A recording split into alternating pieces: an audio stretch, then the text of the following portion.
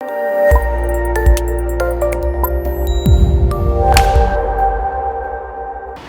शर्मा के शो में आप लोग पर्सनली भी उसे जानते हैं, आजकल वो विवादों में फंसे हुए, कोई राय आप तीनों की है उस बारे में, अगर कुछ कहना चाहें आप? I don't know. अभी हर आदमी के बारे में उनका एक जो भी एक पॉलिटिकल एजेंडा होता है या एक सोशल एजेंडा होता है, वो उनका खुद का ओपिनियन होता है एंड दे जो भी उसके कॉन्सिक्वेंसेस या जो भी होते हैं वो उसको रेडी होते हैं फेस करने के लिए। तो अगर आपको लगता है कि कपिल ने कोई ऐसा स्टेटमेंट दिया है जो इनअप्रोप्रिएट है तो वो रेडी हैं उसको फेस करने के लिए, या अगर आपको लगता है कि सही किया है तो उसके सारे जो बेनिफिट्स हैं वो भी वो फेस करेंगे। हर रोज़ ना आज कोई ना कोई कुछ ना कुछ कह देता है स्टेटमेंट में, उसका सही मतलब निकालना ज़रूरी होता है, उसका मिस इंटरप्रिटेशन से ख़राब होता है मामला। बाकी आई डोंट थिंक इस कंट्री में हम बोलते हैं कि we should have an expression and we should have the freedom to express, but जब हम एक्सप्रेस करते हैं तो पीछे पड़ जाते हैं लोग कि ये क्यों बोल दिया, वो क्यों बोल दिया। हम कुछ करने जाते हैं तो लोग बोलते हैं ये क्यों कर दिया, वो क्यों कर दिया। जब आपके पास फ्रीडम है बोलने का तो फिर आप क्यों किसी को बोलते कि ये तुमने कैसे बोल दिया, ये तुमने क्यों बोल दिया। जैसे कि आप अलाउ करो कि ठीक है ये आपका ओपिनियन, छोड़ दो उस आदमी को। अगर आपको सही नहीं भी लगता है, उसने एक्सप्रेस किया, आपको सही नहीं लगता, आप बोलो कि बॉस हम एग्री नहीं करते, बट छोड़ दो। आप उसको क्रूसिफाई क्यों करते हो?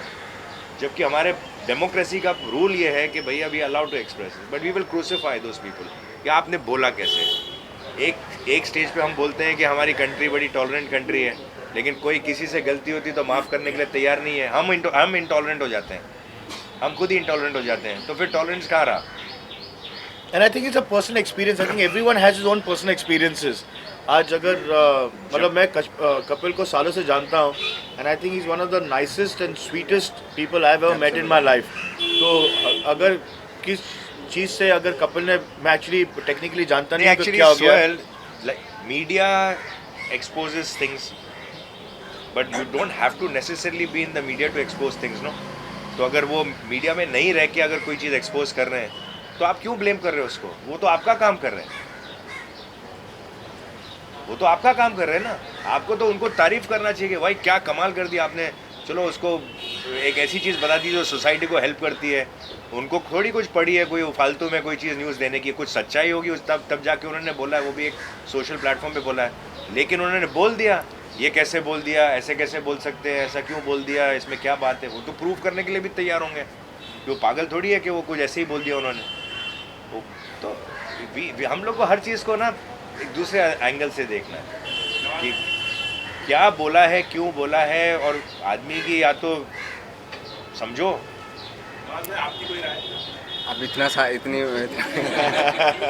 कुछ कहना चाहें? आप पर्सनली वो इंटेंशन वो नहीं है जो उन्होंने किया होगा, वो इंटेंशन से नहीं वो ट्वीट किया हो। इंटेंशन कुछ और होता है हमेशा, वो बहुत ही लाइट होता है, वो उसको आप सीरियसली ले लेते हैं, वो it is not the right thing actually. बाकी अरबाज भाई ने तो काफ़ी क्लियर करी दी चीज़ें, बट हम लोग यहाँ अपनी फिल्म का सेलिब्रेट करने के लिए आए हैं और ईद मनाने के लिए आए हैं, वो बहुत ज़रूरी है। आपका डायलॉग एक हो जाए सुनना। कौन सा? नहीं चड्डी वाला तो सुन लिया सबने, और आप खुद ही सब लोग खुद ही अभी बोल रहे अभी हैं चड्डी लॉन्ड्री गई है और जो आएगी इतनी यूज हो चुकी है वो चड्डी कि अब वो लॉन्ड्री गई है। क्या? डायलॉग आपने बोला था, घमंड तो हम पहाड़ कभी तोड़ दे, फिर तू क्या चीज़ है बे।